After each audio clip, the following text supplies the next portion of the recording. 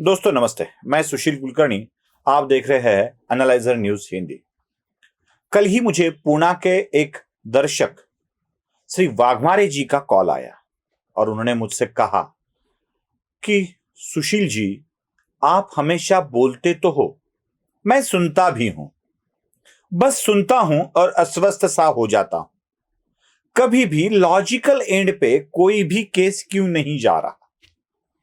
अगर नहीं जा रहा है तो आपके इस बोलने का कोई फायदा होगा या सब व्यर्थ चला जाएगा? कभी कभी चिढ़ सा जाता हूं कि आप लोग, मतलब मैं, भाऊ तोरसेकर या प्रभाकर सूर्यवंशी या अनय जोगलेकर जैसे लोग बोलते तो है, लेकिन इसका परिणाम कुछ होता है? कुछ लॉजिकल एंड पे केस पहुंच पाता है कोई भी? नहीं तो कोई फायदा नहीं है। ऐसी उनकी अस्वस्थ भावनाएं थी। मैंने उनको कहा कि आपको किसने कहा कि मैं या भाऊ या प्रभाकर या अनय, कोई भी हो, किसी विषय के मूल तक जाकर उस अपराधी को नहीं कहा जाएगा, उस आरोपी व्यक्ति को सजा हो इसलिए बात करते हैं? बिल्कुल नहीं। अब तो ये अपेक्षा भी करना गलत होगा दोस्तों, अपेक्षा भी करना गलत होगा।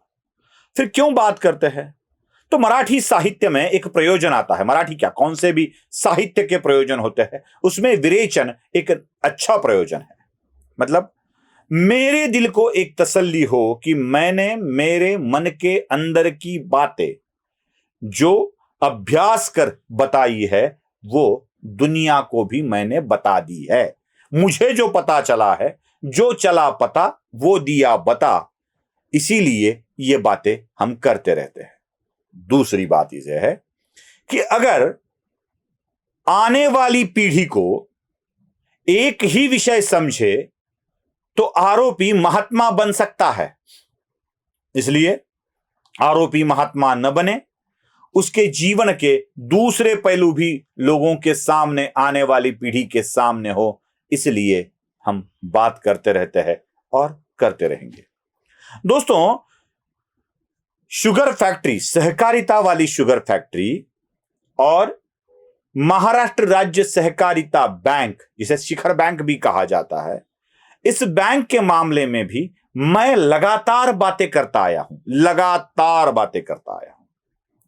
अब कितने एपिसोड बन रहे हैं यह भी मुझे नहीं पता है। एक एक ऐसी इंटरेस्टिंग बात सामने आती जाती है और इसको मैं आपके सामने रखता जाता हूं। अब 2 शुगर फैक्ट्रियों की बात मैं आपसे करने वाला हूं। 2 शुगर फैक्ट्रियों की बात, जिसमें बड़ा इंटरेस्टिंग किस्सा आपको देखने को मिलेगा। एक है कन्नड़ सहकारी साकर कारखाना, जो महाराष्ट्र के औरंगाबाद जिले से आता है, और दूसरा है सातारा जिले वाला जरांडेश्वर सहकारी साकर कारखाना, जो वसंत दादा पाटिल, जो महाराष्ट्र के पूर्व मुख्यमंत्री रह चुके हैं, स्वर्गीय वसंत दादा पाटिल, उनकी पत्नी शालिनी ताई पाटिल ने यह बनाया हुआ शुगर फैक्ट्री है। जरंडेश्वर के बारे में तो दुनिया को सारी चीजें खुले तौर पे पता है। मतलब उस कारखाने पर कब्जा कैसे हुआ, उसका वैल्यूएशन कितना था, 40 करोड़ का वैल्यूएशन निकाला गया था। बहुत बड़ी जमीन, बहुत बड़ा कारखाना, 2500 metric ton per day capacity वाला कारखाना, जिसकी वैल्यूएशन बनाई गई 40 करोड़ और 65 करोड़ में उसकी बिक्री होने का दिखाया गया। 18 कोटी रुपए पहले भरे गए, वो कारखाना खरीदा गया और दूसरे ही दिन मुझे एक आश्चर्य इस बात का होता है दोस्तों, जरंडेश्वर सहकारिता साकर कारखाना, शक्कर कारखाना की वैल्यूएशन मूल्य होता है, जिसका वैल्यूएशन निकाला जाता है, जिसमें उसकी जमीन सहभागी है, उसकी मशीनरी सहभागी है और इंक्लूडेड है उसके बिल्डिंग कंस्ट्रक्शन भी। अब हो गया, तो इसकी कीमत आंकी जाती है 40 करोड़, मिलते हैं 65 करोड़, बेची जाती है 65 करोड़ को, मिलते कितने हैं यह विवादास्पद विषय है। लेकिन जब इस शुगर फैक्ट्री को खरीदा जाता है तो दूसरे ही दिन पुणे डीसीसी बैंक की ओर से 133 करोड़ का लोन दिया जाता है। दूसरे ही दिन 133 करोड़ का लोन दिया जाता है। जिस शुगर फैक्ट्री की वैल्यूएशन होती है 40 करोड़, उसको 133 करोड़ का लोन कैसे दिया जाता है? दोस्तों, हद तब होती है जब आज की डेट में 700 करोड़ रुपए का बोझा इस कारखाने पर हो जाता है। चलो, जरांडेश्वर तो बहुत बड़ी बात है, मैं आपको एक और इंटरेस्टिंग बात बताता हूं। और इंटरेस्टिंग बात है कन्नड़ सहकारी साकर कारखाना की। 50 करोड़ में इसकी बिक्री हुई। दिखाने के लिए 3 टेंडर भरे गए। 3 में से समृद्धि वाला टेंडर निकाला गया, विड्रॉल हो गया। दूसरा टेंडर भरा हाईटेक ने, जिसको टेंडर भरने के लिए जो ईएमडी या कुछ अमाउंट लगती है वो दे दी थी बारामती एग्रो ने। अब बारामती एग्रो की ही एक सहकारी कंपनी टेंडर भरती है, स्वाभाविकता ये टेंडर बारामती एग्रो को मिल जाता है। 50 करोड़ की बिक्री हो जाती है। अब बिक्री हो गई है तो इस शुगर फैक्ट्री को, अगर बिक्री हो गई है तो इस शुगर फैक्ट्री को खरीदने के लिए पैसे चाहिए।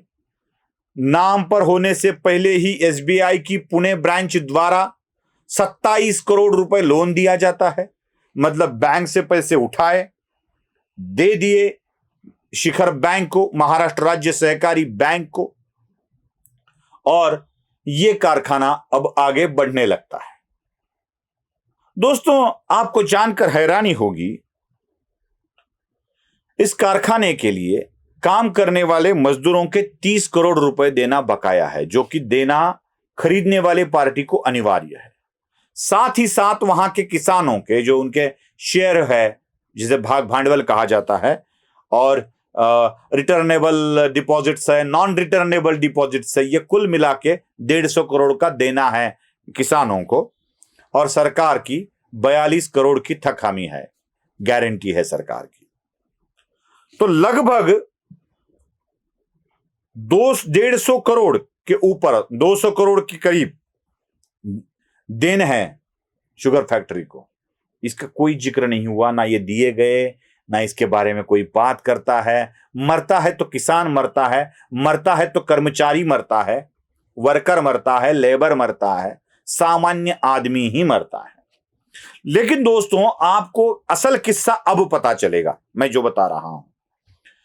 जब कन्नड़ सहकारी साकर कारखाना की स्थापना की गई थी, उस वक्त बिजली की सप्लाई ठीक से हो, इसलिए उस वक्त के एमएसईबी को, महाराष्ट्र स्टेट इलेक्ट्रिसिटी बोर्ड को 4 एकड़ जमीन 3311 केवी सबस्टेशन के लिए दी गई थी, बेची गई थी नहीं, किराए पर दी गई थी नहीं, दी गई थी।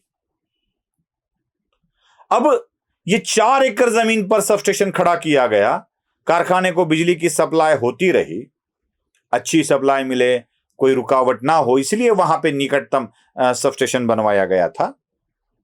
लेकिन जब इस कारखाने की बिक्री हुई, मतलब सहकारिता शिखर बैंक ने इसको बारामती की कंपनी को बेचा, तो उस कंपनी ने यह भाप लिया कि 4 एकड़ जगह पर एमएसईबी का सबस्टेशन खड़ा है। उस वक्त ऊर्जा मंत्री, मतलब बिजली मंत्री के रूप में महाराष्ट्र में अजीत पवार काम कर रहे थे। उन्होंने एक प्रपोजल अपने कारखाना की तरफ से अपने मंत्रालय को भेजा कि यह जगह चाहे तो आप ले सकते हो, बशर्ते इसकी कीमत आपको चुकानी पड़ेगी। इसकी कीमत है मात्र 30 करोड़ रुपए, मात्र 30 करोड़ रुपए, 4 एकड़ जमीन की। अब चूंकि मालिक का कारखाने के मालिक वही मंत्री है, तो एमएसईबी ने भी यह प्रपोजल स्वीकार कर लिया और बिजली विभाग ने यह पैसा शुगर फैक्ट्री को दे दिया। देखिए कितने अचरज की बात होती है। कारखाना खरीदा 30 करोड़ में, जमीन का वैल्यूएशन भी इसमें इंक्लूडेड है। अब 30 करोड़ की तो 4 एकड़ बेची इन्होंने, मतलब वैल्यूएशन क्या हुआ होगा जमीन का, सोचिए, और क्या दिखाया गया है यह भी सोचिए। बात यहां तक नहीं रुकती है, बात आगे बढ़ती है, और आगे ऐसे बढ़ती है कि वहीं से नेशनल हाईवे 211 सोलापुर से लेकर दुरिया तक जाने वाला रास्ता वहीं से गुजरता है, कारखाने के पीछे से। पहला वाला आगे से जाता था, अब पीछे से जाता है। उसमें भी कुछ एकड़ जमीन चली जाती है और उसका मुआवजा मिल जाता है 40 करोड़ रुपए। मतलब 40 और 30 70 करोड़ तो यहीं पे मिल गए। अमाउंट थोड़ा कम ज्यादा हो सकता है, कहीं 25 35 ऐसा हो सकता है, लेकिन 60 65 करोड़ तो कैसे भी मिल गए। कारखाने की कीमत आकी गई है 50 करोड़ और 8-10 एकड़ की जमीन की कीमत होती है 60-70 करोड़। 167 एकड़ जमीन इसकी है, मतलब 160 भी बच गई समझिए, तो उसकी कीमत क्या होगी, अंदाजा लगाइए क्या होगी। कितने रुपए की प्रॉपर्टी इनके हाथ में सिर्फ 50 करोड़ में आई है, उसमें से भी 27 करोड़ का लोन है। बाकी पैसे दिए हैं या नहीं दिए हैं ये आपको कुछ दिन बाद पता चलेगा। अब शायद कोर्ट में भी ये केस चल रहा है, ये मामला चल रहा है, जल्द ही सामने आ जाएगा। बस आंकड़े आपको बता रहा हूं, अस्वस्थ मत होइए। किसी को बीपी है तो इसको मत देखिए, अस्वस्थ मत होइए। ये इतनी तरीके से काम चल रहा है, इसे क्या समझा जाए? डकैत, चोरी, जबरन छीनना, कब्जा, क्या कहा जाए इसे? दोस्तों, ये व्हाइट कपड़े पहने, श्वेत वस्त्र परिधान करते व्यक्ति सरकार यानी सामान्य जनता का पैसा किस तरह से लुटा देते हैं, ये बस आपको बताना है। मुझे पता है कि इससे कोई बड़ा क्रांति नहीं होने वाली है, क्योंकि लोग इतने ठंडे हैं कि इसके बारे में सुनना तो पसंद करते हैं, लेकिन एक्शन लेना बिल्कुल नहीं पसंद करते। लेकिन मुझे एक बात पता है, कौन कहता है आसमान में छेद नहीं होता, एक तबीयत से पत्थर तो उछालो यारो। बस मैं अपना पत्थर आसमान की तरह उठा देता हूं। शायद वाघमारे जी, आपके सवाल का जवाब इस वीडियो से आपको मिल गया होगा। पसंद आए तो लाइक करो, शेयर करो, सब्सक्राइब करो। धन्यवाद।